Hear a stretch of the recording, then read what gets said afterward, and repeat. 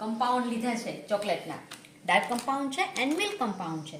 આ છે dark compound, આ છે મિલ્ક કમ્પાઉન્ડ, અને હું બનાવું છું ડ્રાયફ્રૂટવાળી ચોકલેટ. આ બંને મોલ્ડ ભેગા કર્યા છે મેં, અને હવે આમાંથી કાજુ છે, બદામ છે એન્ડ રાઈસ ક્રિસ્ટલ છે. તો આને હું મેલ્ટ થવા માટે 1 મિનિટ માટે ઓવનમાં મૂકું છું, અને એની સાથે સાથે જ આને રોસ્ટ કરવા છે એટલે એને પણ હું ઓવનમાં મૂકી દઉં છું. ફ્રેન્ડ્સ, ચાલો, ચોકલેટ આપણી મેલ્ટ થઈ ગઈ છે અને ડ્રાયફ્રૂટ્સ પણ રોસ્ટ થઈ ગયા છે. તો આપણે એ બંને મિક્સ કરી દઈએ અને આપણે ચોકલેટ મોલ્ડમાં સ્પ્રેડ કરી દઈએ.